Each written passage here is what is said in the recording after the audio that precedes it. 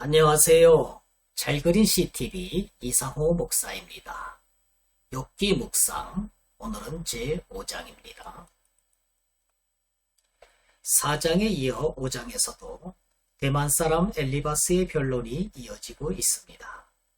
그는 1절에서부터 7절까지에서 미련한 자의 결말을 그리고 있습니다. 욥은 3장에서 자기가 아예 태어나지 않았거나 태어나자마자 죽었기를 바라고 지금이라도 죽기를 바라는 고백을 했습니다. 그러나 엘리바스는 고통에 처해 있는 욥이 진정 죽기를 바라는 것은 아닐 것이라고 가정하면서 오늘 5장을 이어가고 있습니다.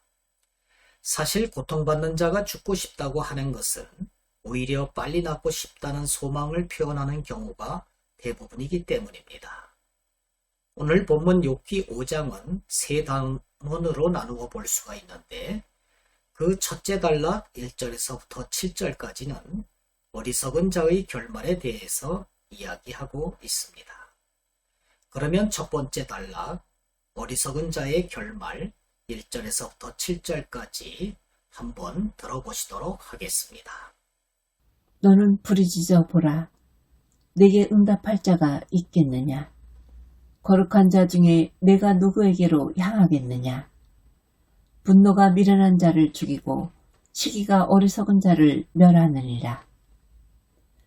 내가 미련한 자가 뿌리 내리는 것을 보고 그의 집을 당장에 저주하였노라. 그의 자식들은 구원에서 멀고 성문에서 억눌리나 구하는 자가 없으며 그가 추수한 것은 줄인 자가 먹되 덫에 걸린 것도 빼앗으며 올무가 그의 제사를 향하여 입을 벌리느니라. 재난은 티끌에서 일어나는 것이 아니며 고생은 흙에서 나는 것이 아니니라. 사람은 고생을 위하여 났으니 불꽃이 위로 날아가는 것 같으니라. 1절 너는 부르짖어 보라. 내게 응답할 자가 있겠느냐? 거룩한 자 중에 내가 누구에게로 향하겠느냐? 1절은 학자들마다 해석이 분분합니다. 데이비 클린스는 하나님이 아닌 어떤 천상의 존재에게 부르짖어도 너의 고난은 해결되지 않는다라는 뜻으로 봤습니다. 반면에 매튜 헨리는 부르짖어 찾아보라. 지금의 너와 같이 고난받는 자 중에 거룩한 자가 있는지 찾아보라. 없을 것이다. 이렇게 말합니다. 그런데 이 두 학자는 다 1절의 원인은 2절에 있기 때문이라는 관점을 갖고 있습니다. 즉, 원인이 욥 자신에게 있기 때문에 다른 것을 찾아서는 안 된다는 것입니다. 2절, 분노가 미련한 자를 죽이고 시기가 어리석은 자를 멸하느니라. 이는 분노와 시기가 다른 사람을 죽인다는 의미가 아닙니다. 분노와 시기를 발산하는 사람이 곧 미련하고 어리석은 자요. 그러므로 그 자신을 죽인다는 뜻입니다. 잠언 14장 30절에서 이렇게 말합니다.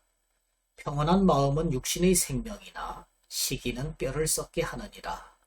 이렇게 증거된 바와 같이 분노와 시기를 발산하는 사람은 그 자신을 죽이게 되는 것입니다. 여기에서 어리석은 자는 단순히 머리가 나쁘거나 상황에 따라 경우가 맞지 않는 행동을 하는 자를 말하는 것이 아니라 어리석은 자는 여기에서 도덕적으로 악한 자를 의미합니다. 그러므로 1, 2절의 내용은 자기 자신이 원인이 되어 나타난 고난을 다른 자들에게 구해달라고 한들 되겠느냐라는 것입니다. 또한 하나님과 논쟁하며 분노하는 것은 자기 자신을 파멸하게 만드는 행위라는 것입니다. 3절 내가 미련한 자가 뿌리 내리는 것을 보고 그의 집을 당장에 저주하였노라. 이렇게 기록되어 있습니다. 미련한 자가 뿌리를 내린다는 것은 악인들이 성공하는 것을 말합니다. 이런 악인들이 성공을 보고 엘리바스는 당장에 저주하였다고 말합니다. 물론 이 말은 엘리바스의 저주로 4, 5절에 기록된 바와 같이 악인들이 멸망했다는 것을 의미하지는 않습니다. 그보다는 오히려 엘리바스가 일반적인 악인들의 멸망을 보면서 그런 저주의 반응을 보였다는 것을 의미합니다. 4절 그의 자식들은 구원에서 멀고 성문에서 억눌리나 구하는 자가 없으며 이렇게 기록되어 있습니다. 동서고금을 막론하고 자녀들이 화를 입는 것은 부모들이 가장 두려워하는 것입니다. 그런데 4절에서는 죄에 대한 한 신뢰의 결과가 그 자녀들에게로 옮겨갑니다. 그의 자식들은 구원에서 멀고 성문에서 억눌리나 구하는 자가 없는 것입니다. 엘리바스는 일반적인 예를 들고 있지만 자녀를 모두 잃은 욥을 염두에 두고 하는 말이라고 할 수 있습니다. 5절 그가 추수한 것은 줄인 자가 먹되 덫에 걸린 것도 빼앗으며 올모가 그의 재산을 향하여 입을 벌리느니라. 5절에서는 미련한 자가 축적한 수고의 열매들을 다른 사람들이 빼앗는다는 것을 보여주고 있습니다. 그러므로 3절에서부터 5절까지는 죄인들이 잠시 형통할지라도 반드시 멸망한다는 것이 그 내용으로 되어 있습니다. 6절 재난은 티끌에서 일어나는 것이 아니며 고생은 흙에서 나는 것이 아니니라. 이렇게 증거하고 있습니다. 즉 재난이나 고난이 티끌이나 흙 같은 자연에서 자연적으로 일어나는 것이 아닙니다. 그러므로 재난이 닥치면 자연에게 그 책임을 돌려서는 안 되는 것입니다. 7절 사람은 고난을 위하여 났습니다. 고난은 사람으로 야기된 것입니다. 아담의 원죄로 말미암아 죄가 들어왔고 고난 속에 살게 되었습니다. 엘리바스는 타락한 인간이 구체적인 범죄를 저질러서 고난을 맞이한다는 것을 말하고 있습니다. 이 논지는 불이 나면 불티가 확실히 위로 날아가는 것과 같이 확실합니다. 이처럼 1절에서 7절까지에서 엘리바스는 어리석은 자의 결말이 어떻게 되는지 일반적인 예를 들어서 얘기해주고 있는 것입니다. 그러기 때문에 8절에서는 욥이 그의 고난 속에서 어떻게 해야 하는지를 알려줍니다. 그리고 9절에서부터 16절까지는 하나님이 악인과 의인을 어떻게 하시는지를 보여주며 그 이후 단락에서는 의인들의 결말을 말하고 있습니다. 그러면 두 번째 단락 8절에서부터 16절까지 신앙송가 유상희 권사님의 낭독을 들어보시겠습니다. 나라면 하나님을 찾겠고 내 일을 하나님께 의탁하리라. 하나님은 헤아릴 수 없이 큰 일을 행하시며 기이한 일을 셀 수 없이 행하시나니 비를 땅에 내리시고 물을 밭에 보내시며 낮은 자를 높이 드시고 애곡하는 자를 일으키사 구원에 이르게 하시느니라. 하나님은 교활한 자의 계교를 꺾으사 그들의 손이 성공하지 못하게 하시며 지혜로운 자가 자기의 계략에 빠지게 하시며 강교한 자의 계략을 무너뜨리심으로 그들은 낮에도 어두움을 만나고 대낮에도 더듬기를 밤과 같이 하느니라.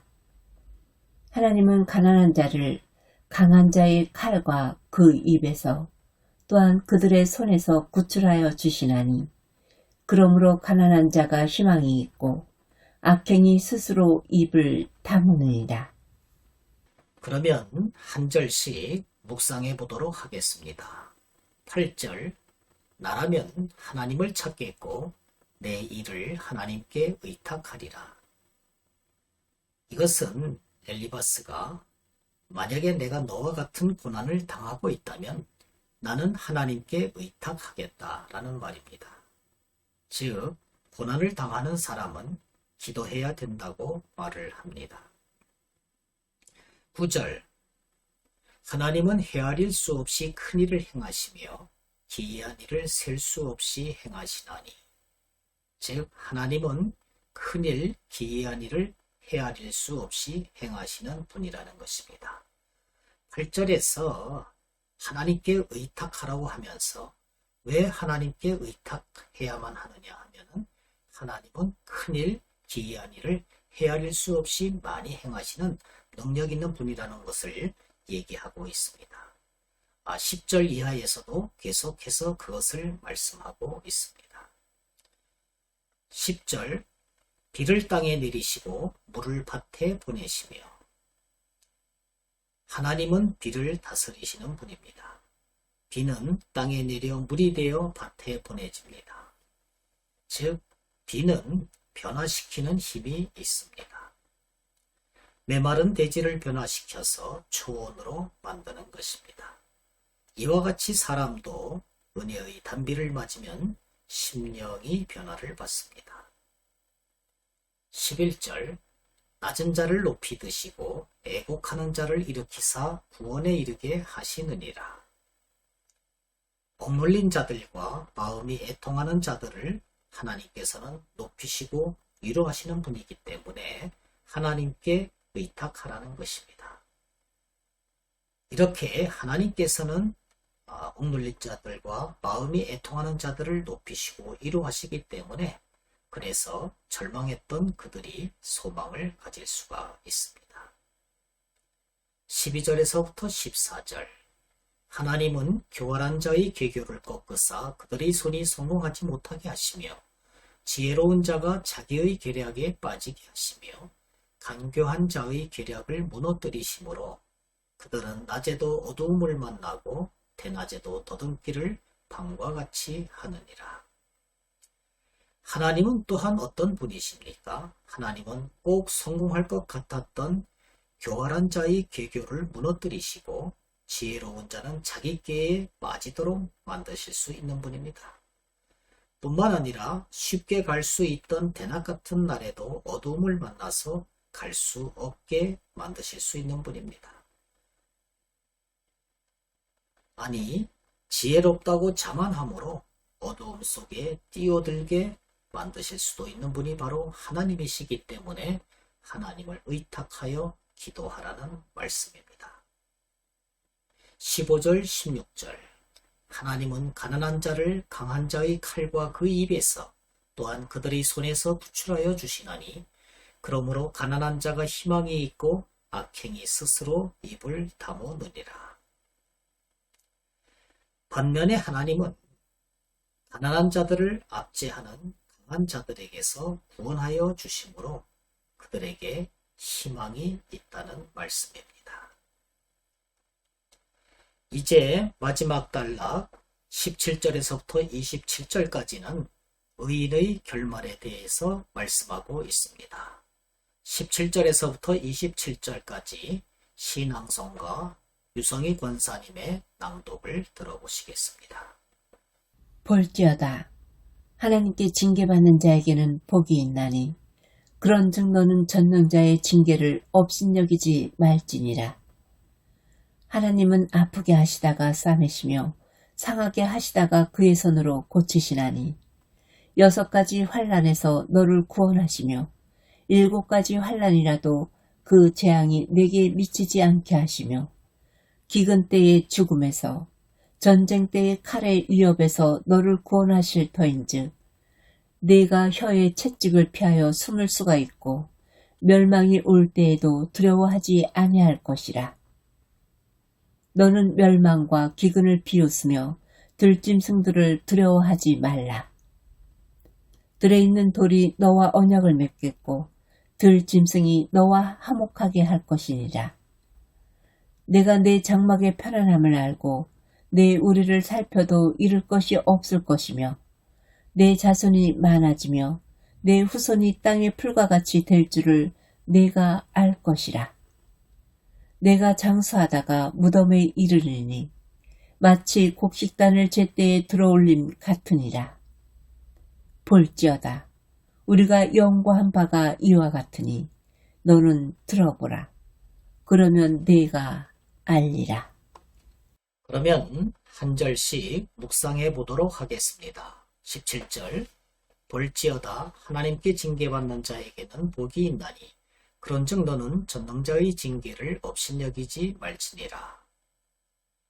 하나님의 징계는 사랑에서 비롯된 것이므로 자녀들에게 유익이 되기 때문에 그것에 순종하면 좋은 결과가 있을 것입니다. 그러므로 하나님의 징계를 우연히 임하는 것처럼 소홀히 여기지는 말아야 할 것입니다. 18절 하나님은 아프게 하시다가 싸매시며 상하게 하시다가 그의 손으로 고치시나니. 이 18절은 하나님의 양면성이 묘사되고 있습니다. 한 사람을 이끄실 때 계속 형통하게만 하는 것이 아니라 아프게 하시다가 싸매시며 상하게 하시다가 고치시는 양면성으로 인도하신다는 것입니다. 19절 6가지 환난에서 너를 구원하시며 7가지 환난이라도 그 재앙이 네게 미치지 않게 하시며. 여기에서 6가지 환난, 7가지 환난, 즉 환난이 계속해서 이어져 올지라도 그에 따른 회복의 역사가 역시 계속해서 반복해서 일어날 것이라는 말씀입니다. 20절, 21절 기근 때의 죽음에서 전쟁 때의 칼의 위협에서 너를 구원하실 터인즉 내가 혀의 채찍을 피하여 숨을 수가 있고 멸망이 올 때에도 두려워하지 아니할 것이라. 기근과 전쟁으로 인한 죽음처럼 매우 비참한 지경에 처할지라도 특별한 구원이 있을 것이라는 말씀입니다. 그리고 혀의 채찍을 피하여서 숨을 수도 있다는 말씀입니다. 보통 채찍으로 사람을 치면 때로는 맞을 수도 있고 피할 수도 있습니다. 그러나 말로서 하는 채찍, 다른 사람들에게 말로서 하는 그러한 비판, 혀로서 하는 채찍은 아무도 피할 수가 없습니다. 그러나 하나님께서는 이 혀의 채찍도 피할 수 있게 만드시는 분입니다. 22절, 23절 너는 멸망과 기근을 비웃으며 들짐승을 두려워하지 말라. 들에 있는 돌이 너와 언약을 맺겠고 들짐승이 너와 화목하게 살 것이니라. 하나님께 받는 징계에 순응하는 자들은 멸망과 기근을 비웃게 된다고 말씀합니다. 그렇게 멸망과 기근이 온다고 할지라도 죽음에 빠지지 않기 때문입니다. 들짐승이나 그것들처럼 잔인하게 공격해 오는 자들도 두려워하지 않을 것입니다.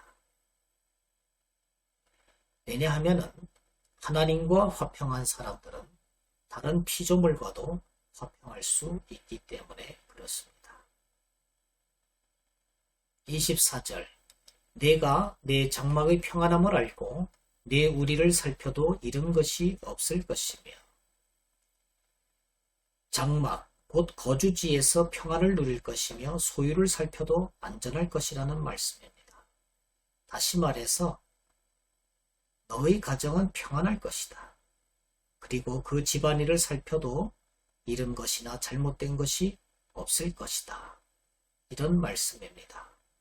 여기에서 우리를 살펴도라는 말씀이 나옵니다. 24절에서 집안일을 살펴도라는 뜻인데 이것은 물리적으로 눈으로 본다는 뜻이 아니라 가족들을 올바르게 다스리는 지혜로 이렇게 살핀다는 말씀입니다. 25절 내 자손이 많아지며 내 후손이 땅의 풀과 같이 될 줄을 내가 알 것이라. 이 말씀은 내 자손이 다시 번영할 것이라는 말씀입니다. 하나님의 징계에 순응하면 내 자손이 다시 번영할 것이라는 것입니다. 이 자녀들의 번영은 부모에게 큰 즐거움이 되는 것 아니겠습니까? 26절 내가 장수하다가 무덤에 이르리니 마치 곡식단을 제때에 들어올림 같으니라. 의인들의 죽음은 하나님이 정한 적절한 시기에 있을 것입니다. 마치 때가 되어 곡식이 여물었을 때 그 다익은 곡식을 묶은 곡식단을 들어 올리면은 기쁨이 있듯이 의인들의 죽음은 기쁘고 영예로울 것입니다.